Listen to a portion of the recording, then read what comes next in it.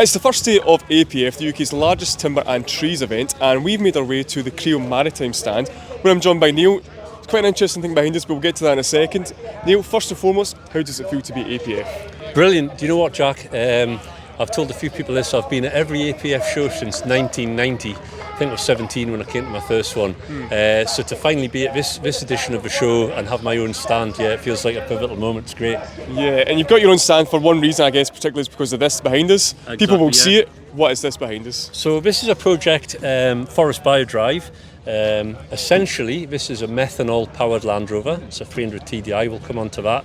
And really, we've been working our way through decarbonisation projects. It's a bit of a kind of a pet side to our business. 80% of what we do is roundwood shipping, agency brokerage. But I'm interested in machines, trucks, and I've been in the timber sector for 30 odd years. So we started off with a project, you know all about it, with 2 electric trucks, Volvos. We were out in Gothenburg, we brought those back. James Jones have one there next door. The other one was Scott Logan in Inverness. So they're running, they're fine. Next thing we did, we converted a John Deere Forder. We've got a 1410, lot of help from Jock at John Deere. It's running on HVO fuel and 100% bio oils. So that's a positive project. HVO hasn't really got off the ground. It's a drop-in fuel. Most engines will use it. There's a lot of bad vibes about HVO, about where it's sourced. So a lot of it comes from South America. So we've still got massive transport costs, right? But it's a great fuel. It's just, it's kind of stillborn in a way. So the next thing I wanted to look at is what drop-in fuel can we use that we can source locally and it's sustainable and low emission. So methanol came up on that list. It's a great product, it's in its infancy, but it is drop-in. I'm a great believer, because of what we've done with the timber trucks and other things, right? And we're moving forward. We can get electric diggers, we can get electric trucks, we're going to be able to get hydrogen-powered vehicles, right? The crux is all these assets are double or treble the price of a standard, right? Forestry, timber haulage is a low-margin sector, right? 2, 3, 4%. People can't replace an asset with something that costs double of what they run today. But we all want to be greener. It's going to come to the position where you're filling in tenders. You have to say what you're doing on your own decarbonisation as a business, what you're doing on that journey. So drop-in fuels allow us to use your existing assets, sweat them a bit harder, but reduce your emissions by up to 80%. I mean, that's a good news story. And I see methanol as being part of that picture. Okay, so when did you first have the idea for this, and how long has the project been going for, basically, what I'm asking? So, about 6 months ago, I was put in touch with Willem Bartman, South African guy. He's been in Scotland for a couple of years, and his background is automotive and fuels. And he's been bouncing around as a startup, looking for a sector that would take him on. And of course, road-going vehicles, road-going trucks, regulation. Forestry, you know, we're a little bit off-piste. It's to some degree deregulated. We're off highway. We don't need type approval for forestry vehicles. So he quickly thought this would be a good area to explore. And because I'm interested in vehicles, a bit of a petrol head, I said, right, let's start with a Land Rover and see how we can grow it from there. Okay, and so how does it work exactly then? How does the fuel work, for example? Yeah, so methanol by nature is an alcohol. It's very explosive. The good thing about this project is we haven't had to do any material changes to the Land Rover itself. We went for a 300 TDI. Land Rover aficionado it's non-electronic, so it's like an analog engine, mechanical fuel pump. We've tweaked that fuel pump up a little bit to give us a bit more pressure, but the kind of key in all of this is in the mix of the fuel itself. So we have to put an additive in to lubricate the engine system, because alcohol would dry it out. So we put a lubricant in. That dulls the fuel down, so then we need to add in a kind of sparking agent to give it a bit more life. So a lot of this project has been about mixing the right fuel to get to the point where we can drop it in and pretty much run it without too much engine modification. Right, okay, and so it just works like that then? You've been able to take it out in the forest and so it works with the fuel? We've done 1,000 miles on the road with this vehicle, and we've slowly been increasing the methanol mix. Mixes with diesel, so we've been able to run diesel, drop in more methanol, to the point where we're running our 100% methanol mix. We then went sort of full scale and tested it really hard last weekend in the forest, 50 miles pure off-road, some really heavy duty applications on that methanol mix. Performed faultlessly. Yeah, so it performs, the equivalent to what you'd expect from a normal diesel engine? Yeah, we were driving it through some high power applications, some deep, wading, some steep hills. We were towing a trailer with it. It's got all the power it had before when it was running on diesel. We haven't got quite to the miles per gallon yet, but we expect it to be slightly better than the diesel equivalent. So it's been a success story so far. Obviously there's a cost to all this work, and we were lucky to bring on some partners with us. So we've got ABP, Associated British Ports, because the application of this can spread to the marine world. It already exists in some areas, but not with green methanol. They're using chemical methanol.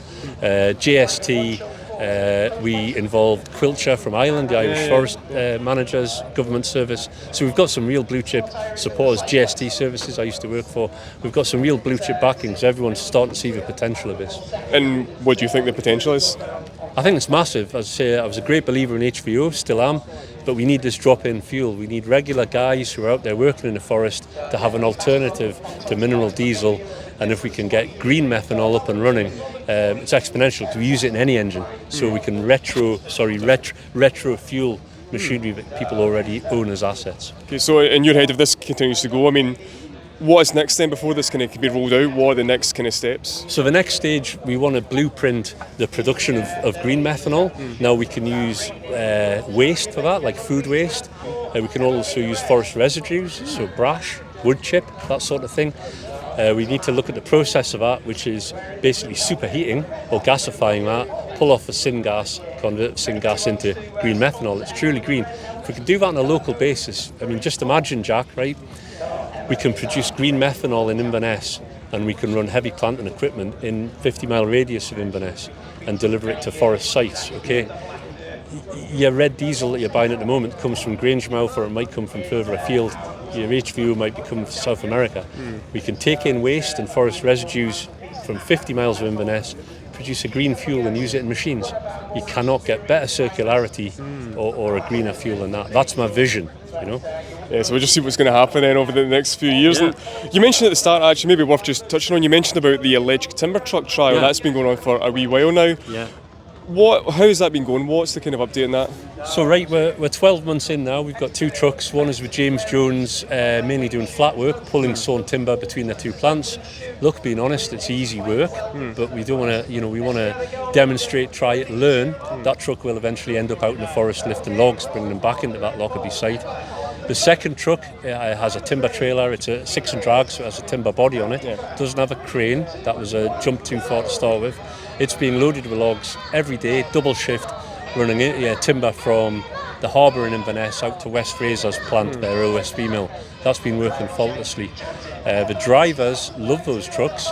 660 horse, right? But it's instant torque. They're safe at the drive. You can pull out of a junction, put your foot down, and that truck performs like a car. So very safe to drive, very clean, very good environment. Cost-wise, listen, they're double the price of a normal tractor unit. That's a big bite to take unless you're running a big fleet. Cost-wise, at the moment, it is less than running them on diesel, but we're evolving, electricity is expensive, the chargers are expensive, so we've still a long way to go, but we're a year in, we haven't had any major snags, so I'm a believer in that. We're going to have electric, we're going to have hydrogen. I don't really believe in it, but we're going to have that. Heavy duty applications. I believe methanol will come into play as well. We're going to need all these solutions to get anywhere near the government targets that we've been set. So we're going to need a mix of everything. So I think the forest industry has put a foot forward. We were the first industry to have 2 HGVs in Scotland working. Great news for Scotland, great news for forestry. We've got HVO in a forwarder. That'll come in more and more. And we're now looking at methanol, so we're going to need all these things, but forestry per se is putting a real positive foot forward. Totally as an industry, and I guess maybe just lastly then in terms of the attitude then you encounter from probably at shows like this and when you're out and about, I mean, where do you think we're in that, and how far do you think we have to go maybe to convince people that electric and examples like this are going to be the norm? I think it starts at the bottom, but haters are always going to hate, right? Forestry, I was explaining to someone earlier, we have a culture of robust conversations. We have a culture of, putting it bluntly, taking the piss, right? And yeah, we've encountered a lot of that. Until some of those guys speak to the driver of those trucks, or they learn a bit more about HVO, and I think methanol will be the same, especially being a drop-in fuel, no mad modifications required. So it will become accepted, but nobody likes change. Jack, it'll come down to cost. Nobody wants to spend more. If we can get a green solution that's slightly cheaper or borderline, then people will start to accept it if they see a positive change in the bank balance and to their sustainability credentials. But it's going to take time. Perception is a difficult thing to change. It is, but I think coming to events like this is certainly going to help. And that, as part of the project, we set out, we said, look, we want this up and running, we want to test it, and we want to demonstrate it at the show and have conversations with people. We've had a lot of people, we chose a Land Rover, we could have done this with a Toyota Hilux or whatever. I'm a bit of a Land Rover guy myself. And the fact that it is a Land Rover, that is a conversation point in itself. So we are getting a lot of throughput, a lot of footfall. People are very interested, yeah. Well, listen, I hope for the next few days then you have some great conversations and maybe convince a few folk too. Absolutely, yeah. Neil, thanks very much for the time. No Thanks problem, for speaking Jack. to us. Take care, enjoy your show.